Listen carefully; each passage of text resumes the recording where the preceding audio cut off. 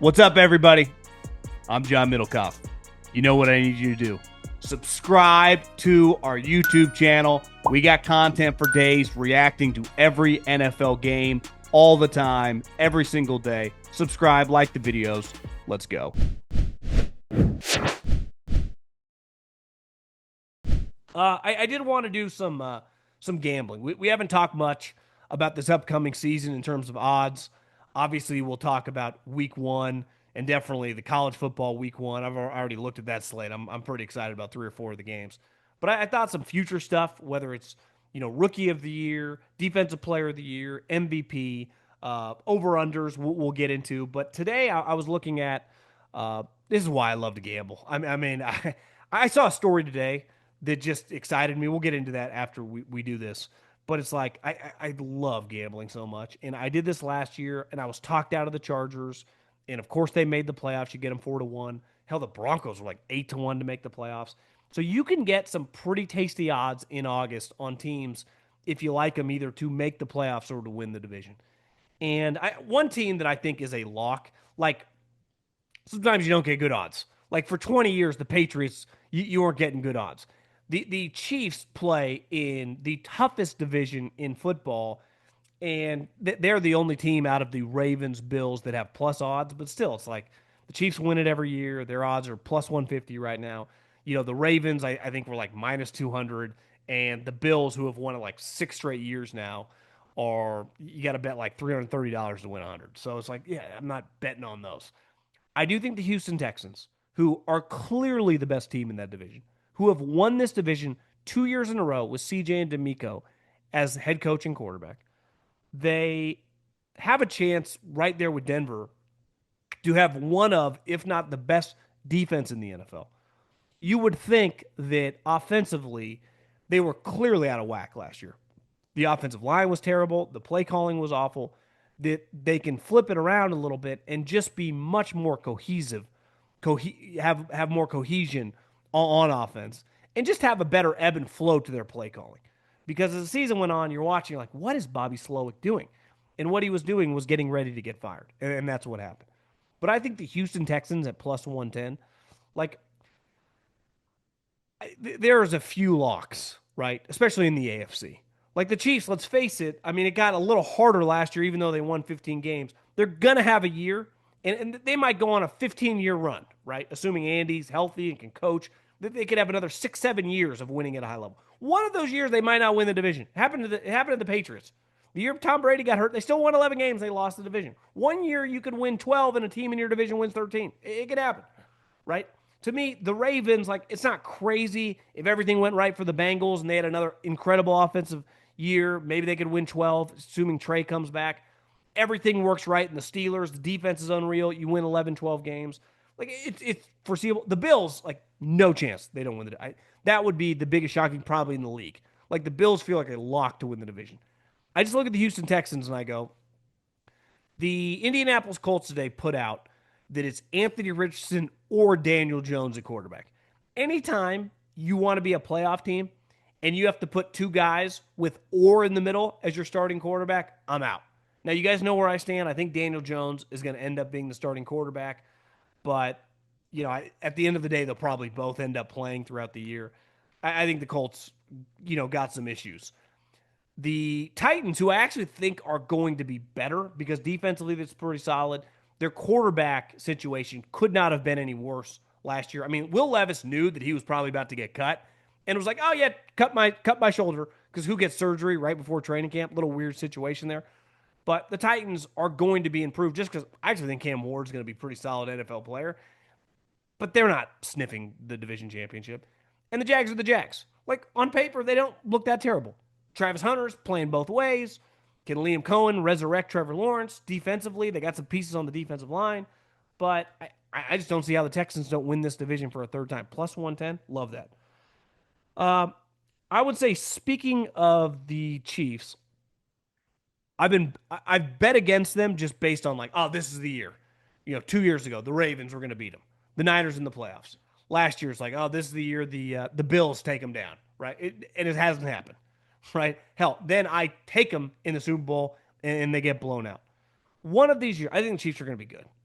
but like you get the Broncos. Like I just think there's value here. Denver last year went 3-3 in the division. And if it wasn't for a blocked field goal, they would have beat the Chiefs and they would have gone 4-2. They went 6-2 at home, which obviously mile high. The elevation is a advantage for them. And they have an elite defense. As we know, the coach loves the quarterback. I just think there's value there at plus 300. And I think I'm going to put just a chunk of change on there. I'm not putting them on the same tier as the Houston Texans, who feel like a lock. But I do think there's value with the Denver Broncos, who we might look up by midseason. They're one of the best teams in the league. Okay, you don't need to sink a 30-foot putt to score big this weekend. Just fire up the DraftKings Sportsbook and take your shot at the green, the kind with dollar signs.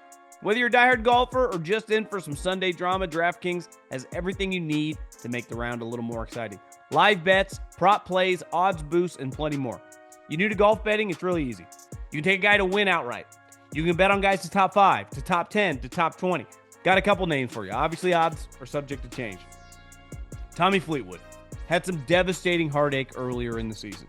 Well, on this course in Memphis, you got to drive the ball straight, something Tommy does really well.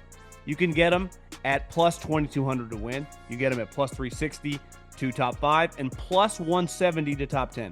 Another name I like a lot. He was very good in this tournament last year. Victor Hovland. Remember, smaller fields, the playoff starting, no cuts. Victor Hovland plus 3,500 to win. I love Hovland in top 5 this weekend at plus 500. So take your swing at winning some dough this weekend. Download the DraftKings Sportsbook app and use the code JOHN. That's code JOHN. JOHN. That's my name for new customers to get a bonus of $200 in bonus bets instantly when you bet just $5. Only on DraftKings. The crown is yours. You guys know where I stand when it comes to the NFC North. I'm taking the Packers to win this division. I think, listen, Minnesota's roster is awesome. Their coaching staff's really good. We know nothing about their quarterback. And if it turns out he's just average at best, maybe a little bit below, that can derail a season.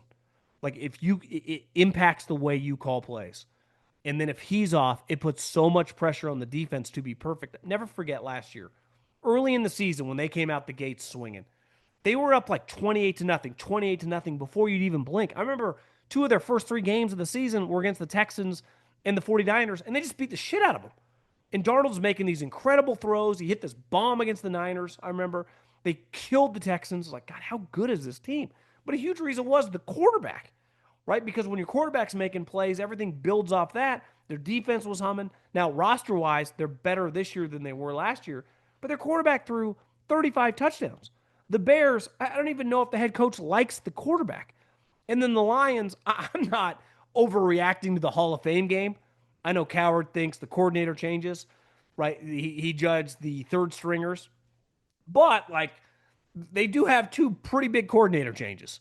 And Johnny Morton, you know, for a guy that Dan Campbell loves and John Gruden loves and Sean Payton loves, why wasn't this guy a more dominant offensive coordinator throughout, you know, the course of his career? This is a guy, it's not like he's 30 years old. I mean, this is a guy in his mid-50s. And then defensively, like, losing Aaron Glenn is a real thing. He was easily one of the best defensive coordinators of the last 4 or 5 years. Like, you would put him on a tier with, like, a Fangio, a Saleh, a DeMeco Ryans, Mike McDonald. Like, he was big time. And there's just going to be a drop-off. Most guys at defensive coordinator, to me, it's easier to find offensive coordinators, right? Not saying that every offensive coordinator is going to be good. We see a lot of guys flame out. But if you've studied long enough with the right people and just the instincts of calling plays, especially if you're a former quarterback or, you know, former skill guy, it just kind of comes naturally to you. Defensively, it's twofold. One, you need the talent on that side of the ball. And 2, you like have to be pretty smart. So you can't, it's not just, it's like, you know, on offense, it's very cerebral. You don't have to be a super tough guy if you're an offensive coordinator. That's why we've seen some of these quarterbacks, like Andy Reid's an outlier. He's a former offensive lineman. Most guys are former quarterbacks. And I would say quarterbacks aren't like the toughest guy in the room. But defensively, you kind of got to be a tough motherfucker, right? But you also got to be really cerebral. Like, yeah, Vic Fangio, when you listen to him talk, like pretty old school, pretty gruff, but he's brilliant. And he knows his defense inside and out. So, like, is there going to be a drop-off on defense? They were winning games last year on defense with me and you playing linebacker and DB and defensive line. I don't know if there's a margin for error losing Aaron Glenn like that. So I just think there's a lot of question marks in the division that has a ton of talent. And Green Bay plus 250, like I'm taking. And then I think the best value in the entire league is this: Seattle at 5-1. I think sometimes the Rams are discussed like they're the Eagles or the Chiefs. They won 10 games last year. And listen, they played the Eagles better than any team in the playoffs. They had them on the ropes, and it felt like they were driving to win the game. I mean, technically, they literally were. And they were hot at the end of the season. But I think we talk about them like they're a 14-15 win team. One, currently, their quarterback is week to week with a back injury, and we're talking 3+ weeks now, and no end in sight. And if they got to play Jimmy Garoppolo, if they've been winning 10 games with the 37, 36, 38-year-old Matt Stafford, they're not winning 10 games with Jimmy Garoppolo. I don't care how much Sean McVay gasses them up. The 49ers, who I still think are pretty valuable, and they are the favorite to win the division, got a lot of question marks. One, they just had to cut a kicker today because they were in a kicking competition, but they needed the roster spot because they have so many injuries at training camp. Their team is not as deep as it was in years past. They had to let a lot of guys go. They're going to be very dependent on young rookies, which, listen, rookies can have a good game. Rookies can have a good month. But most rookies, even guys that go on to be Hall of Famers, don't have great rookie seasons. And then the Cardinals, like, I know they're getting a lot of like underground. They're like this hipster pick right now. It's like the Cardinals. I'm just not picking a team with Kyler Murray as their starting quarterback to win the division. The Seattle Seahawks went 10-7 last year. They had the same record as the Rams. They were the best play of Sam Darnold's career when he threw the game-winning touchdown against them in Seattle, from winning 11 and just winning the division. The thing that jumps out to me is they went 3-6 at home. They were not very good at home. Well, I would say, like, this Seattle team, there's going to be a lot of buzz coming into the season. I'd imagine at worst, they're going to be 4-4 at home. Honestly, they should win 5 or 6 games at home because of the schedule this year and the teams that the NFC West plays, the two South divisions. Pretty big advantage. They had an excellent draft. Sam Darnold, like, even if he's not the version that we saw in Minnesota, guy just chucking touchdowns to Justin Jefferson, throw 35 touchdowns, why can't he throw 27? Clint Kubiak's the offensive coordinator. They're going to run the Shanahan system. He already knows it. They got some good pieces on offense. I'm not saying this is I think the Texans are going to win the division. I think the Packers are going to win the division. I think Denver, there's just some value there. I wouldn't bet my life savings on it. I think this is by far the best value on the board and worth taking a flyer because I think there's just so many question marks. Arizona's just a yearly question mark. The 49ers, I mean, what are they going to look like by the time the season comes around from an injury standpoint? And the Rams' fucking quarterback can't even practice. It's not one of those like, hey, we're just giving him some rest. His back hurts. And he's already old. And let's face it, for a guy 30, 36, 37 years old, he's pretty weathered given how many hits he takes. And I love the guy. But if he's going to be missing games, like, I'm just not buying into them with Jimmy Garoppolo.